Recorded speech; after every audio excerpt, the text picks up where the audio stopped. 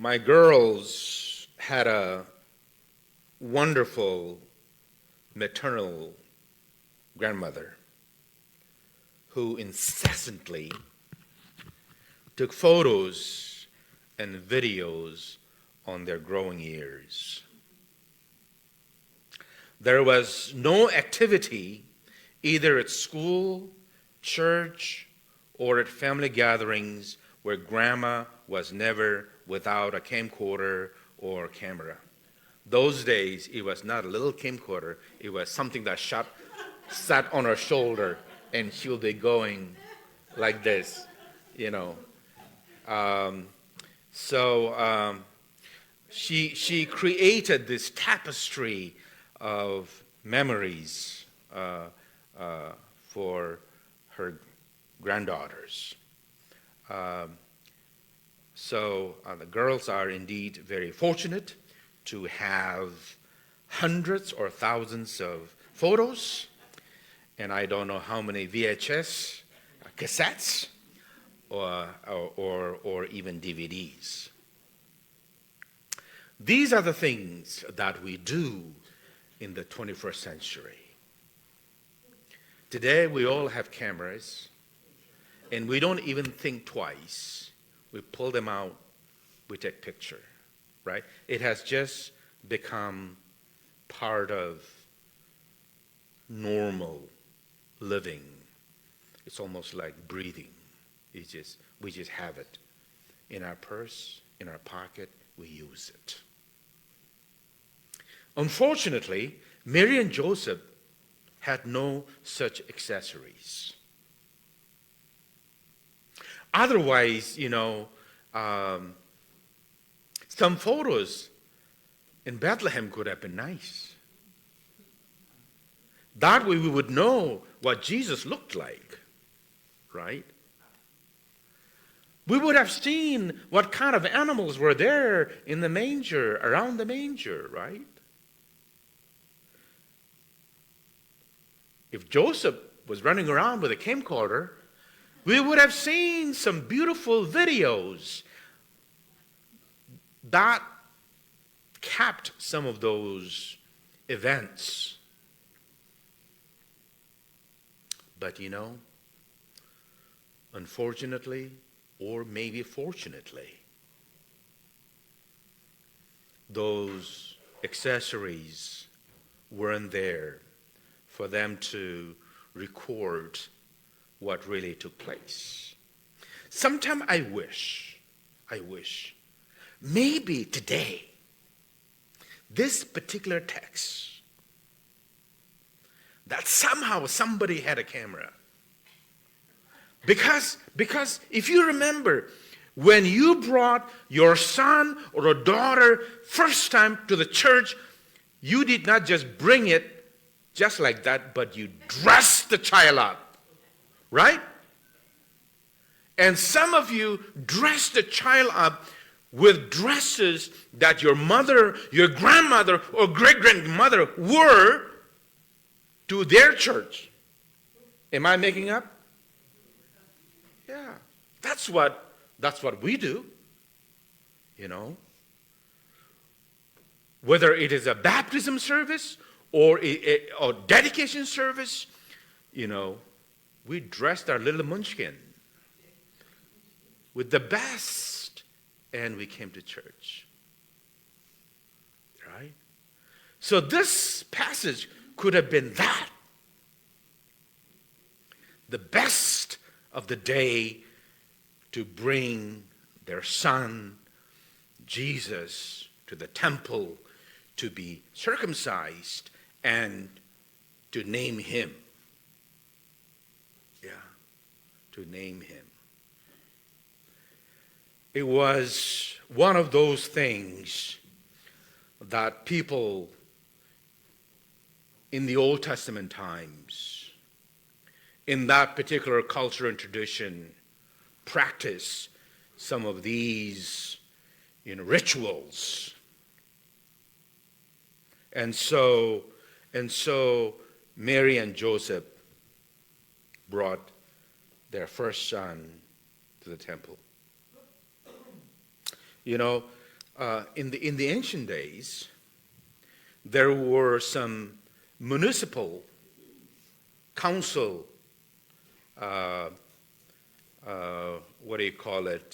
pronouncements, decree that went out.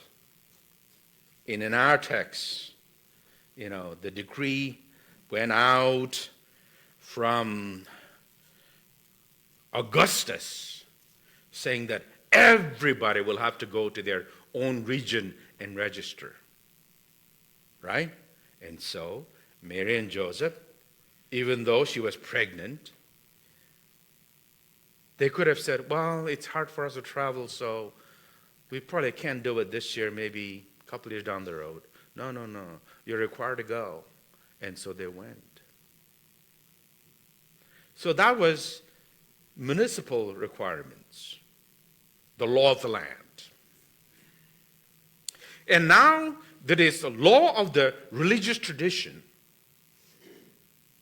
especially if the mother gave birth to a son, and this is the first child of her womb. It carried even heavier weight. And in the Old Testament understanding, first son of the womb was dedicated to God. It was given to God. And mother had to go through, so at this time, Mary or any mother, according to the Old Testament, is unclean. So she has to go through this purification process, and for her at this time was 40 days. 40 days. She can do household chores, but she was not allowed to attend any religious rituals or come to the temple. This is Old Testament. But if the baby is a girl, then it is about 80 days of purification. Yeah. So these are some of the things that people in the Old Testament, and I don't know what the Jewish customs and practices are today, but I'm basically reflecting on what was done in the Old Testament. So that is we have very few resources from the gospel writers about his early days. We really don't have a whole lot. I can share maybe 3 or 4 things with you from those days. For example,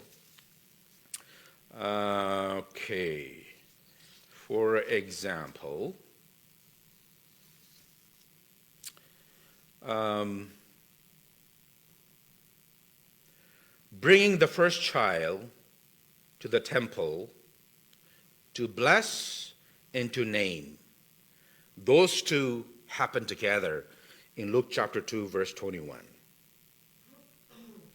And this tradition, and so that day, the boy on the 8th day is circumcised, as that was established between God and Abraham in Genesis 17. And this is what God and Abraham talked about. I am God Almighty. Walk before me faithfully and be blameless. Then I will make you covenant between you, and you will greatly increase your number. You will be the father of many nations. No longer will you be called Abram. Your name will be Abraham. For I made you a father of many nations. I will establish my covenant as an everlasting covenant between me and you and your descendants after you, your descendants after you, and for many generations. And then God says, every male among you shall be circumcised. You are to undergo circumcision, and it will be the sign of the covenant between me and you. So that is what Jesus, Mary, and Joseph was doing on this particular text. But then in Exodus, the teaching got expanded a little bit. In Exodus chapter 13, verses 2 and on, so it was no longer just firstborn of Mary or any mother, but it also went to the animals and in anything else. So even in my own culture back home, my parents wanted to dedicate their first child, which unfortunately was a daughter. If the first child was a boy, maybe they would have dedicated him for ministry. But since Dad was in the service, and often he was posted at the international borders where there were always disputes and border fights and scrimmages, right? And so Dad was always away. And so Mother could not decide what should be done, what could have been done. And so the sixth child came along, and that was me. And so at that time, Mom and Dad said, well, we didn't do it for the older ones, and so now we should do for this one. And so I came into being, and so here I am. But when I was first a missionary pastor for a church, and even in my growing years, when a family bought a pig, and the pig gave birth to 12 piglets, they will bring one piglet to Wednesday afternoon service. It'll be a little bigger, about this big. The piglet will be in the basket, and the piglet will be brought to church to say, thank you, this is the first baby of our pig. If the chicken give eggs, they brought eggs. If your banana plant gave you first fruit banana, it was there on Wednesdays. And the elders before the service or during the service will put a price tag on each one of them. And after church, people bought it, and that money went to the mission of the church. Yes. So people utilized, practiced some of this tradition, and especially in my church back home, that's what they did. You know, and so these rituals are not terrible, but how it is done, that is what I think a lot of us are wondering about. So then there was another one. Matthew wrote a very short piece on Epiphany. So Epiphany is officially this coming Thursday. That is when the three kings from the Orient King that we sing, right, who brought gold, frankincense, and myrrh to Jesus, they will arrive this Thursday. Okay? It's not an exact date, but this is what church liturgically have approved. Okay? And so this Thursday is the official Epiphany in our church calendar. And so whatever decorations you have in your house should stay until the Epiphany. Because Christmas is not over until the wise men have arrived, the manger, and offered the presents to Jesus. Because that was his first birthday presents. Gold, frankincense, and myrrh. Okay? So that is what Matthew talked about. But Matthew also added a little more because Pharaoh got mad because wise men deceived him. Because the wise men, instead of coming home straight, wise men, after their encounter with Pharaoh, not Pharaoh. Pharaoh is from the Old Testament, right? Gosh, now I'm so mixed up. So, Herod, that's the word, not Pharaoh, Herod. So Herod was upset that wise men did not come back and tell Herod that we found the Messiah. They went the other way. And so he got angry. And so he asked the soldiers to go out and slaughter any boy born 2 years and under. Right? The slaughter news, you know that. And that happened long time ago in history in Exodus too, right? Right. That was Pharaoh. See, now you know why I'm confused. Pharaoh and Herod, right? So Matthew gives this just two little snippets of things for us to elaborate. And then the third one is Luke. Luke only says a little bit about, and Jesus went with his parents to the temple when he was 12. Right? You remember that story? And he got stuck there. Parents went home and to go, where is he? And they were searching. And then came back and said, why didn't you come back? And he says, didn't you know I was going to be in my father's house? Right? So we only have this few passages, short passages, for us to really elaborate or try to understand his younger days. In the case of circumcisions and purification process, we basically went back to the Old Testament to have a clear understanding about why Mary and Joseph was doing this. Are you with me on this one? Is it boring? No, good, because I think these are important. So Mary and Joseph, wealthy family, well-to-do family. For her purification, they brought lamb. If you're well-to-do, you brought lamb. But if you were poor, you brought 2 pigeons. And as you can see, Mary brought 2 pigeons.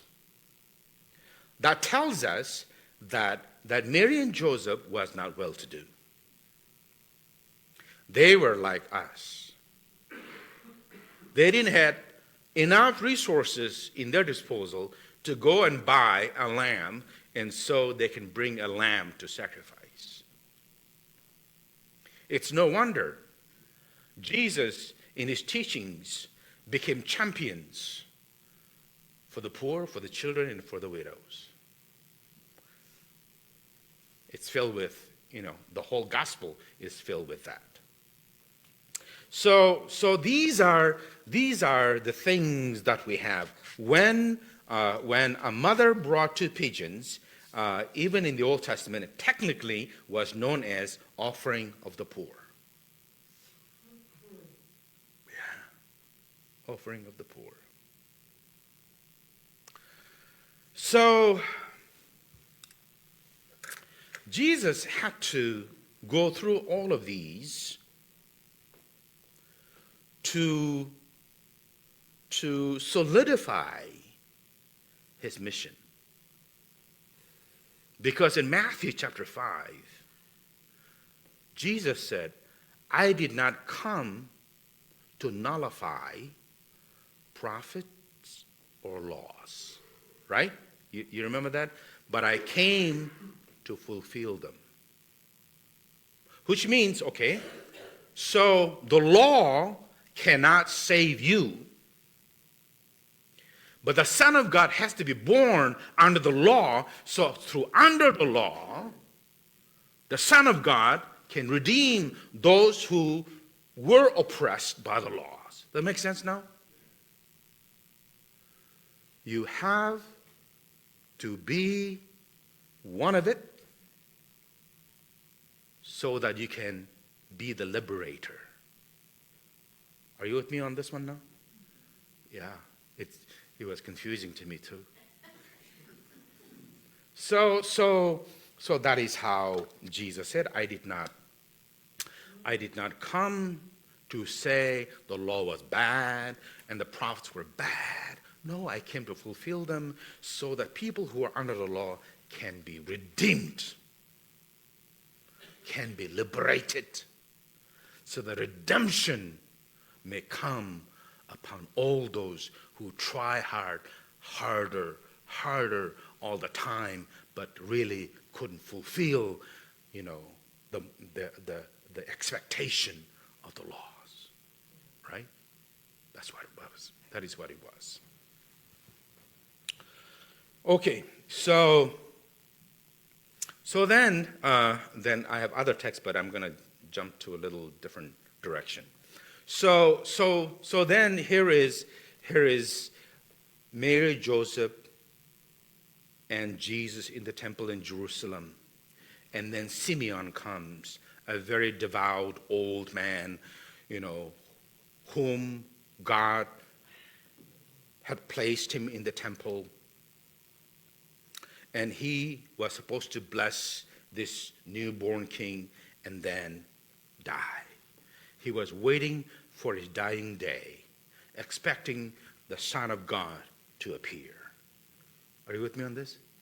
And so Simeon comes and he says, finally, my day have come. God, now release me. Let me go home because I have seen the glory of God. I have seen God's salvation. Because this son, this child, will bring salvation to humanity. It is now for me to go. It's a very, very prophetic statement. But then after that, Simeon says, he will lift some people. Some people will rise. Some people will revile against him. Some people will not appreciate the neutrality, and therefore they will come after him. And so talks about his last days, right? And then Anna, the prophetess, also, who spent her days in the temple, came to bless this child. She is also witnessing the coming of God's salvation, not just for the few, but for all of us. This is the beauty of Christmas story. It is not just presents and jubilations and celebrations, but underneath all of that is this very solid, concrete message of God that salvation has come for the humanity. Redemption is of God for you and me. And so Simeon said, I have seen your salvation. There is nothing more I want to see. I am done. I need to go. That is what Simeon said. You and I have seen God's salvation. in the midst of our celebrations and gifts and exchanges and everything else, our hearts were filled with joy as well. We spend some good, wonderful times together with family and friends. You and I also have tasted God's salvation.